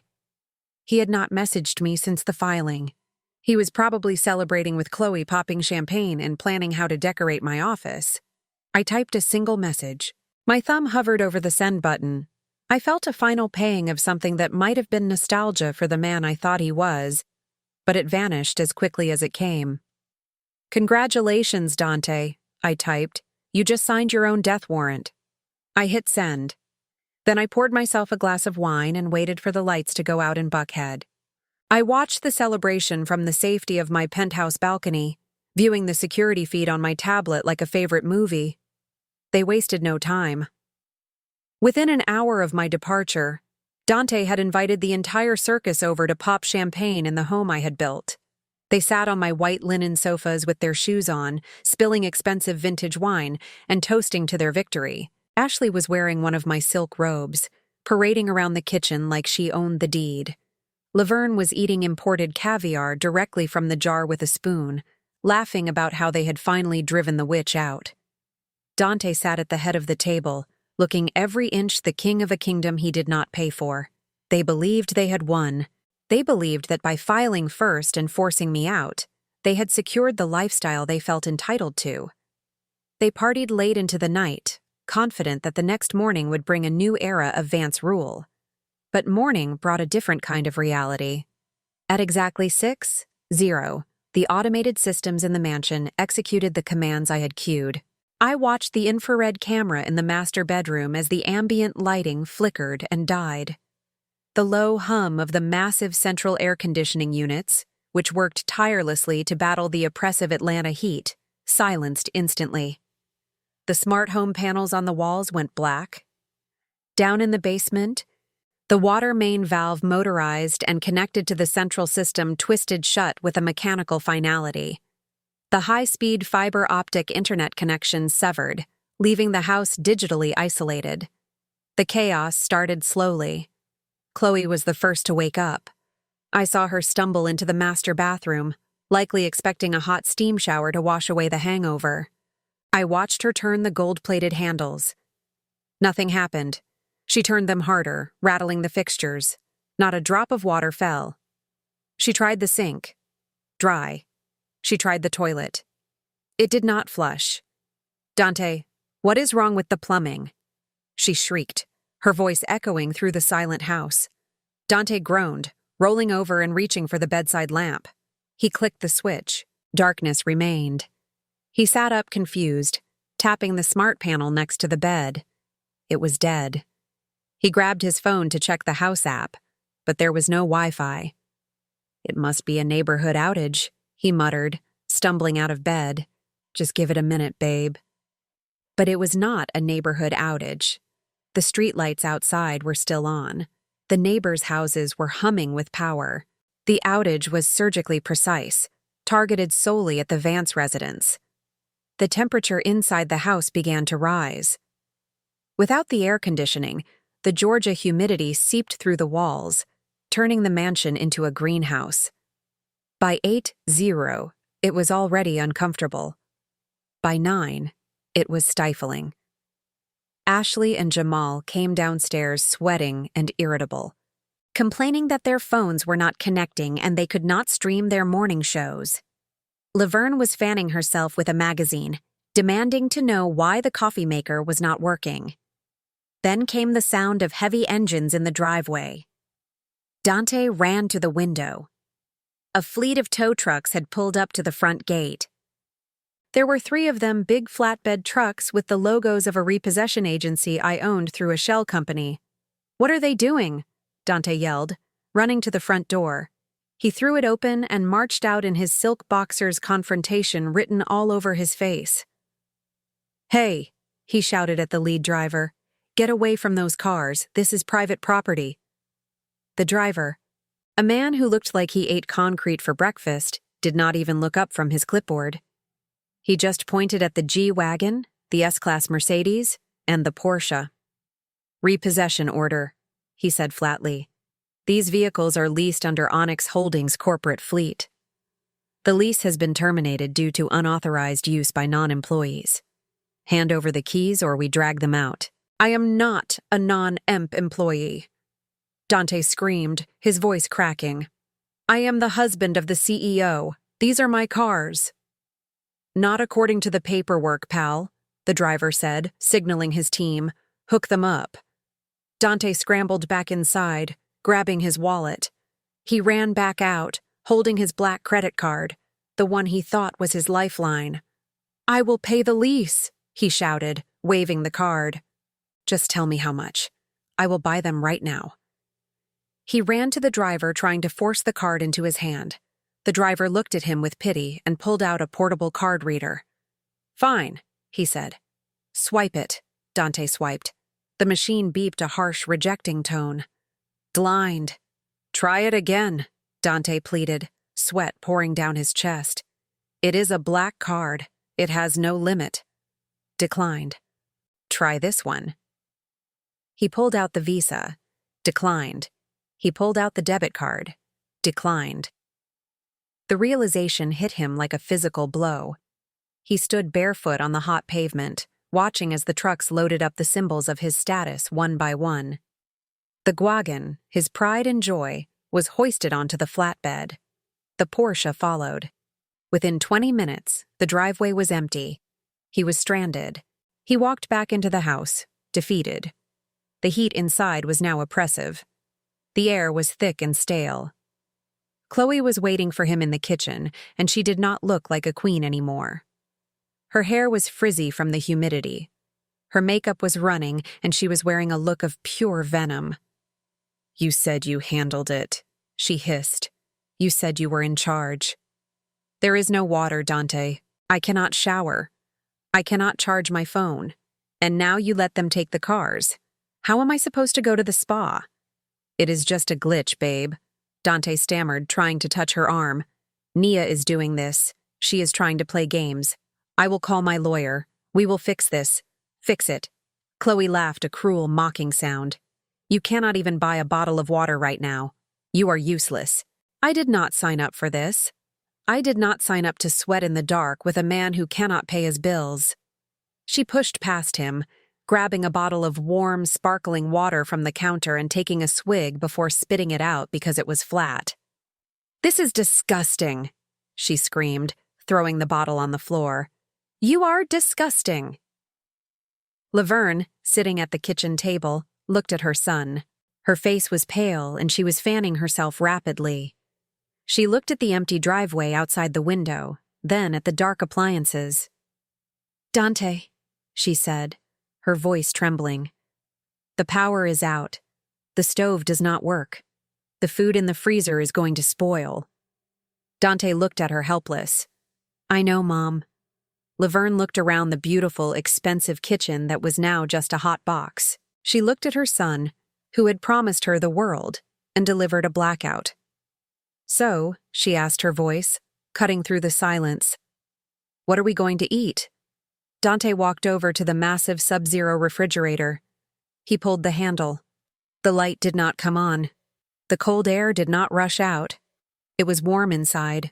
The shelves were bare except for a few condiments and a bottle of champagne they had opened the night before.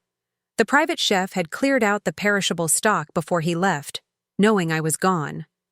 Dante stared into the empty, warm void of the refrigerator. He had no car. He had no money. He had no food.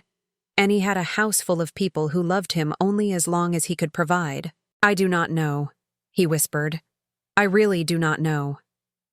The law offices of Morgan & Steele were located on the 45th floor of a glass tower downtown, a space designed to make you feel small the moment you stepped off the elevator. I arrived 15 minutes early, wearing a charcoal gray suit that cost more than Dante's yearly salary used to be. I sat at the head of the conference table, my hands folded, my expression unreadable. My lawyer, Richard, sat beside me, calm and collected, reviewing a file that was thicker than a phone book. Dante arrived 10 minutes late, trying to make an entrance, but looking more like a man who had been dragged backward through a hedge. His suit was wrinkled, his eyes were bloodshot, and he smelled faintly of stale alcohol and desperation. He was flanked by his new lawyer, a man named Cohen, who had a reputation for being loud, aggressive, and morally flexible.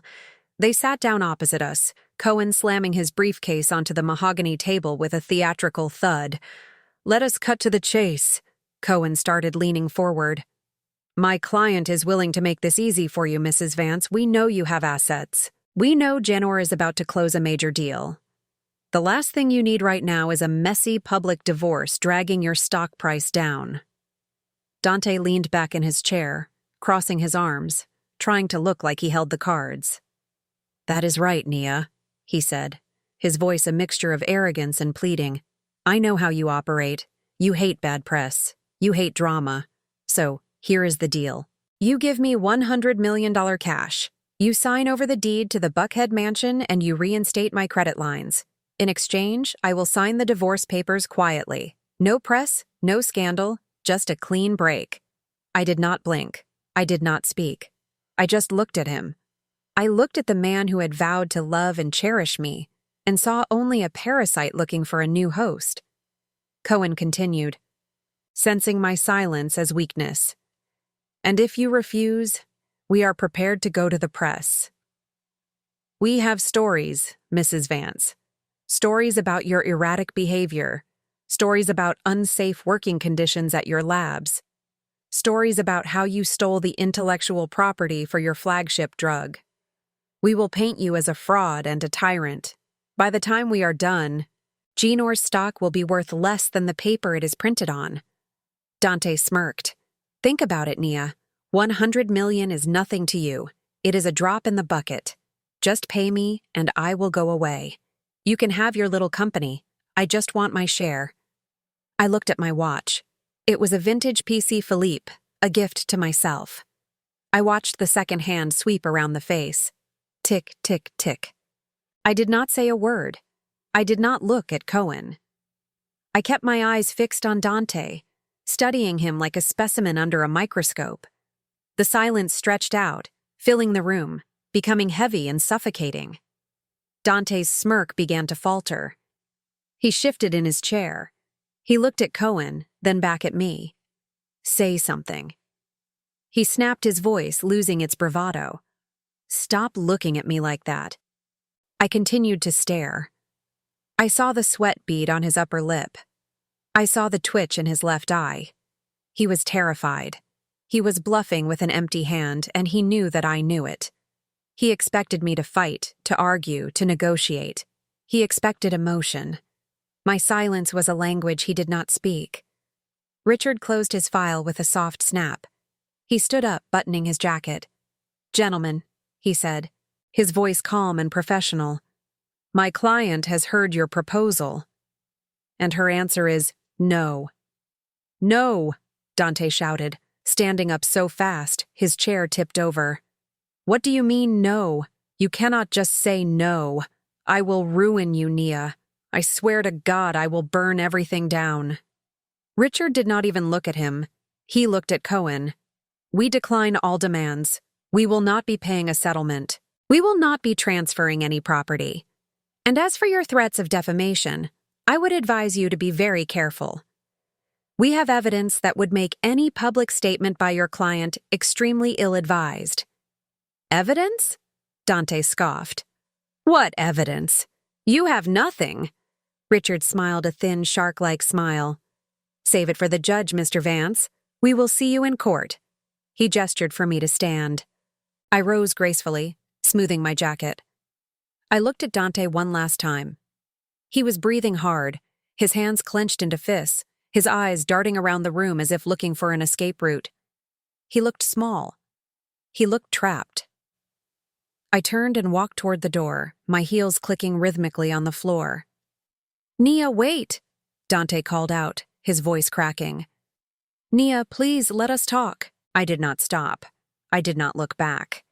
I walked out of the conference room, leaving him standing in the wreckage of his own hubris. He had come looking for a payout. He had found only a wall, and now he was going to hit it at full speed. The courtroom was silent, except for the hum of the projector as the screen flickered to life. The image was crisp and vivid, the colors saturated in high definition. It was a night scene, the water of Lake Lane Lanier reflecting the lights of the marina. In the center of the frame was a yacht, sleek and expensive, rocking gently against the dock. A banner was strung between the masts, the letters large enough to be read clearly, even from the back of the courtroom. Happy 25th birthday to our future. Dante let out a strangled noise, half gasp, half groan. He gripped the edge of the defense table, his knuckles white. He knew what was coming. He had lived it. He had thought he was safe in the shadows of the lake, surrounded by his sycophants and his secrets. He had no idea he was starring in a documentary of his own demise. The video zoomed in. There was Dante wearing a linen suit I had paid for, holding a glass of champagne I had paid for. He was laughing, his head thrown back in that carefree way he never showed me anymore. Next to him was Laverne, dancing with a glass in her hand, looking more alive than she ever did at my dinner table. Ashley and Jamal were there too, clinking glasses and eating hors d'oeuvres. It was a party, a celebration, and the guest of honor was standing right next to my husband, Chloe. She was wearing the tiara. She was glowing under the deck lights, looking up at Dante with adoring eyes. The camera captured every detail. The way he leaned in close to whisper in her ear, the way his hand rested possessively on the small of her back, the way she giggled and brushed a piece of lint off his lapel. It was intimate. It was comfortable. It was the behavior of a couple who had been together for a long time. Then came the timestamp. It appeared in the bottom corner of the screen, bold and white. October 15th, 8:45 p.m. Judge Mercer looked from the screen to the document in her hand. She checked the date on the signature page of the post-nuptial agreement. October 15th. She looked back at the screen. Mr. Advance, the judge said, her voice cutting through the silence like a knife. Is this the shareholder meeting you were attending? Is this the work that kept you late? Dante stood up, knocking his chair over. That is not what it looks like, he stammered, sweat pouring down his face. That was a business function. She is a client. We were networking. It was a launch party. A launch party for your future. The judge read from the banner on the screen. Interesting branding for a client. Cohen, his lawyer, looked like he wanted to crawl under the table. He closed his file. He knew it was over. He knew he had been lied to, and he knew there was no defense for this level of stupidity. But I wasn't done. I signaled Richard again. He pressed a button on the remote. The video cut to a new clip. This one was different. It was not taken from a distance. It was taken from inside my home office. The angle was high, looking down from the ceiling. It was the footage from the hidden camera in the smoke detector. The timestamp read October 22nd, 1 week after the yacht party. The screen showed Dante creeping into my office. It showed him fumbling with the lock. It showed him walking to the safe. It showed him typing in the code. Chloe's birthday. The courtroom watched in fascinated horror as Dante opened the safe and pulled out the file labeled Project Ether. They watched him pull out his phone. They watched him photograph page after page of confidential documents. They watched him smile as he texted his mistress that he had secured the bag. Dante sank back into his chair, burying his face in his hands. A collective gasp went through the gallery. This wasn't just adultery anymore. This was corporate espionage. This was a felony. Judge Mercer took off her glasses. She looked at Dante with an expression of pure disgust. "You signed a contract waiving your rights if you committed fraud or adultery," she said, her voice low and dangerous. "And here you are on video committing both. You stole from your wife, you cheated on your wife, and you lied to this court." She turned to me. "Mrs. Vance, do you have anything else to add?" I stood up. "Yes, Your Honor. I have one more thing." I pointed to the screen. The video of the yacht party was playing again on a loop. It had reached the moment of the fireworks. The sky lit up with red and gold explosions. Under the light, Dante dipped Chloe and kissed her. It wasn't a business kiss. It wasn't a friendly peck. It was a deep, passionate embrace. The judge laughed. It started as a chuckle and grew into a full-blown laugh of disbelief. She shook her head, wiping a tear from her eye. "Mr. Vance," she said, composing herself, "you truly are a piece of work. You signed your death warrant on the same day you threw yourself a going-away party."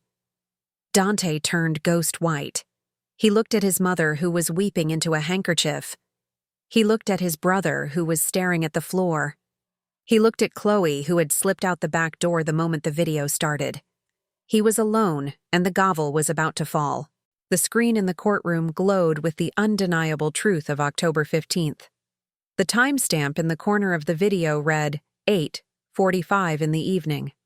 It was the exact same date handwritten next to Dante's signature on the post-nuptial agreement that sat on the judge's bench. The juxtaposition was lethal. On paper, Dante had sworn fidelity and financial transparency in exchange for funding his fake company. On screen, he was on a yacht popping champagne and kissing a woman who was definitely not me. He had signed away his rights to my fortune on the very same day he was celebrating his plan to steal it. The video shifted to the second clip. The timestamp changed to October 22nd. The angle was steep, looking down from the ceiling of my home office. The courtroom watched in hushed fascination as Dante crept into the room like a caricature of a burglar. We saw him fumble with the lock. We saw him approach the safe, and we saw him punch in the code 042299 Chloe's birthday. The judge raised an eyebrow at that detail. He opened the safe and began photographing the documents I had planted. Every snap of his phone camera was a nail in his coffin. He was stealing trade secrets to give to a competitor to win the favor of his mistress's father. Judge Mercer leaned forward, her shoulders shaking. A laugh escaped her lips. It was not a polite judicial chuckle. It was a full-bodied laugh of pure disbelief. She took off her glasses and wiped a tear from her eye, looking at Dante with an expression that was equal parts amusement and pity. "Mr. Vance," she said, her voice booming through the silence, "I have presided over thousands of divorce cases. I have seen greed. I have seen stupidity. But you, sir, have managed to combine them into an art form. You signed a document stating that infidelity would result in a total forfeit of assets. And you did it on the day you were throwing a party for your mistress. You literally signed your own financial death warrant while you were in the act of betraying your wife. The sheer magnitude of this incompetence is staggering." Dante sat frozen. The blood had drained from his face, leaving him a sickly gray color. He looked like a man who had just watched a train hit him in slow motion. He opened his mouth to speak, but no sound came out.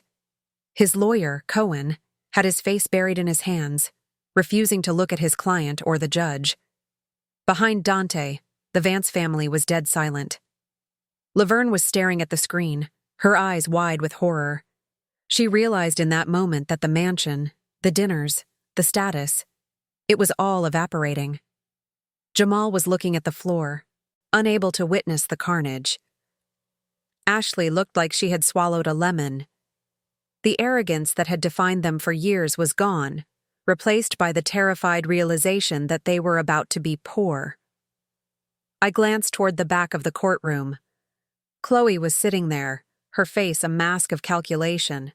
She looked at the screen where Dante was incriminated in corporate espionage. She looked at the judge who was mocking him.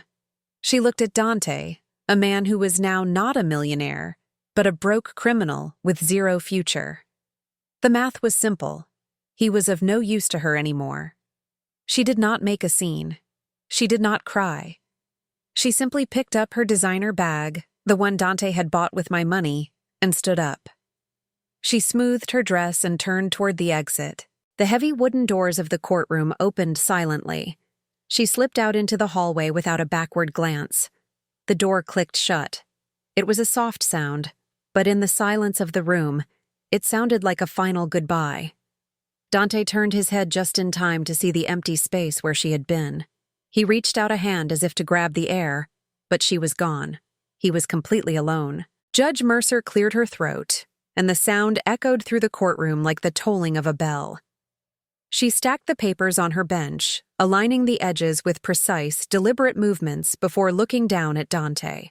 Her expression was not one of anger, but of finality, based on the irrefutable evidence presented regarding the violation of the postnuptial agreement, specifically the clauses pertaining to infidelity and financial malfeasance. I am issuing a summary judgment. The court awards full ownership of all marital assets, including the Buckhead estate, the investment portfolio, and the entirety of GenCore shares to the plaintiff, Nia Vance. The defendant is entitled to nothing.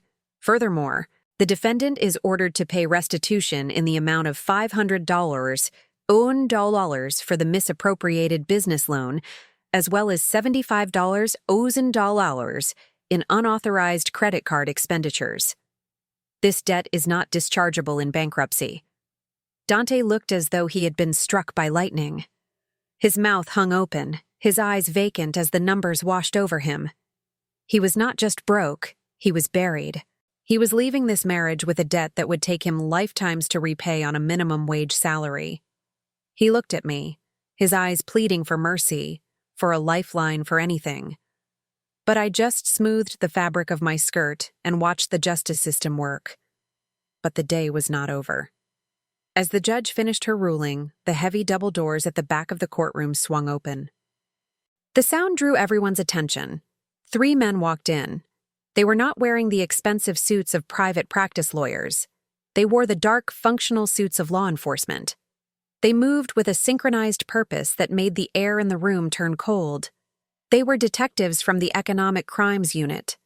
They walked past the gallery, past my family, past the stunned lawyer, and stopped directly behind Dante.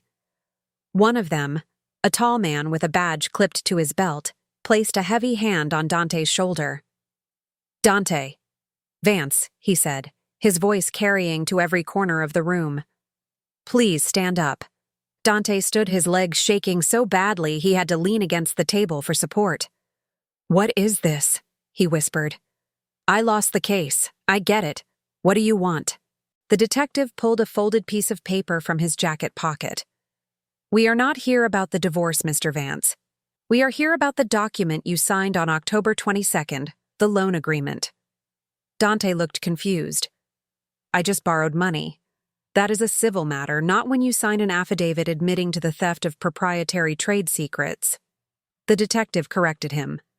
"You see, Mr. Advance, in that stack of papers you signed without reading, there was a clause where you acknowledged that you had accessed the secure safe of GenCore without authorization.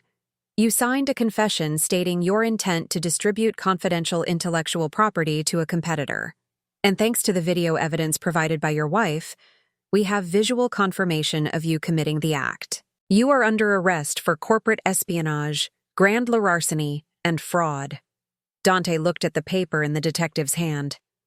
Then he looked at me. The realization hit him with the force of a physical blow. His laziness, his arrogance, his refusal to read the fine print had not just cost him his fortune, it had cost him his freedom. I had handed him a confession, and he had signed it because he was too busy dreaming about spending my money. The detective spun him around. Dante did not fight. He was too in shock.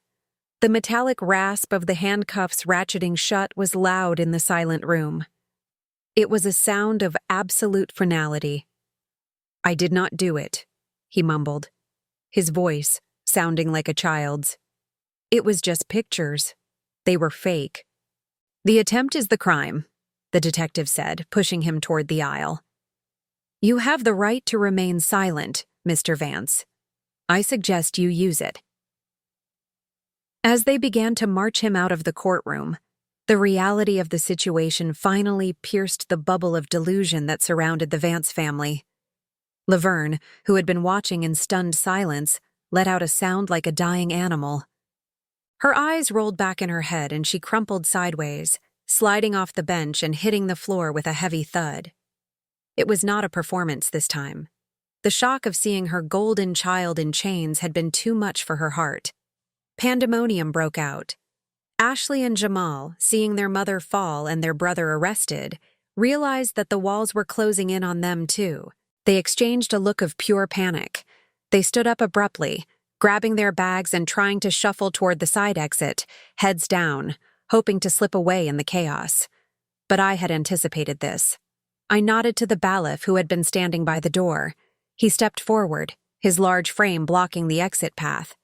He crossed his arms and shook his head. "Sit down," he ordered, his voice deep and commanding.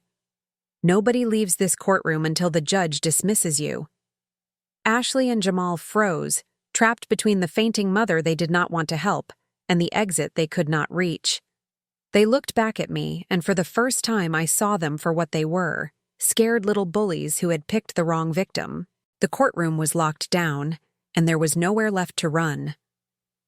Chloe thought she had escaped the blast radius when she slipped out of the courtroom, but she forgot that I controlled the detonator. She arrived at her father's estate expecting sanctuary, but found security guards instead. I had sent the video of her accepting the stolen files directly to her father, the CEO of Omnibio. He was a ruthless man who tolerated ambition but despised failure and liability. He disowned her on the spot, cutting her off from the family trust and barring her from the property.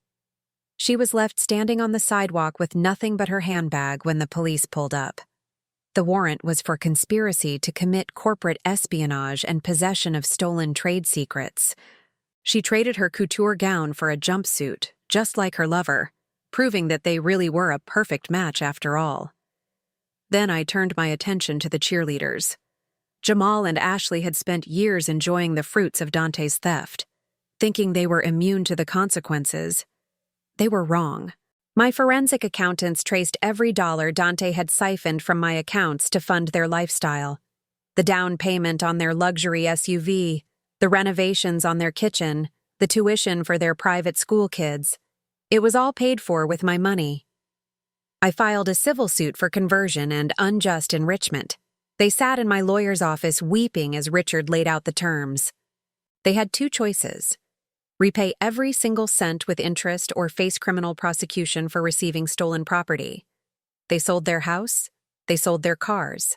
They liquidated their retirement funds. They moved into a cramped apartment on the other side of town. Their social standing obliterated.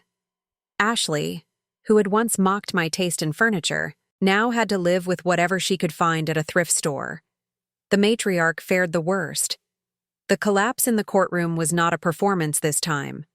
The stroke was real, a physical manifestation of her world shattering. She survived, but she required full-time care. With Dante facing a decade in prison and Jamal bankrupt, there was no money for the exclusive private facility she had always bragged about retiring to. She was placed in a state F-funded nursing home, a drab facility with peeling paint and fluorescent lights. I visited her once, not to gloat, but to ensure the paperwork severing my financial responsibility was finalized. She looked at me with eyes that could no longer speak, her spirit broken by the weight of her own enabling. She had wanted a queen for a daughter-in-law, and now she was a pauper. And finally, there was Dante. I saw him one last time on the closed-circuit feed from the county jail. He was sitting in the common room wearing a faded orange uniform that washed out his complexion. He held the receiver of the payphone to his ear, his hand trembling. He dialed his mother's number. It rang and rang, echoing in an empty room at a facility where she could no longer answer. He dialed Jamal. It went straight to voicemail. He dialed Ashley. The number was disconnected. He slowly hung up the phone and sat there staring at the cinder block wall. The king of the castle was finally ruling over his true kingdom, a 6-tower-8 cell of absolute silence and regret. I stood on the limestone terrace of the main house, looking out over 40 acres of rolling vines in Napa Valley. The air here was different. It smelled of earth and old oak and absolute freedom. Buying a vineyard had been a dream, I whispered to myself in the back of a city bus years ago. Today, it was my reality. I poured a glass of the estate's finest Cabernet. The deep red liquid swirled in the crystal, catching the light of the setting sun. It reminded me of the wine Ashley had thrown on my white dress at the gala. Back then, it was a mark of humiliation. Now it was the color of my victory. I took a slow, deliberate sip, savoring the complexity of the notes. It tasted like justice. Dante had stood in court and declared that he intended to live off my fortune for the rest of his life. In a poetic twist of fate, he was absolutely right. For the next 10 years, he would be living in a federal prison cell that was funded in part by the substantial taxes I paid on my earnings. He was living on my dime just like he wanted, only the accommodations were significantly less comfortable than the guest house he tried to give to his mistress. Let this be a lesson to anyone who thinks they can use people as stepping stones. Never underestimate a Black woman who built an empire with her own 2 hands. We know how to build foundations that last, and we know exactly how to demolish the trash that tries to clutter our lives. We do not just survive betrayal, we monetize it, and we outgrow it. If you found this ending satisfying and want to hear more stories about karma doing her best work, please hit that like button and subscribe to the channel. I smiled, letting the last of the tension leave my shoulders. The sun was dipping below the horizon, painting the sky in brilliant shades of violet and gold. I turned my back on the shadows of the past and walked toward the light, ready for whatever came.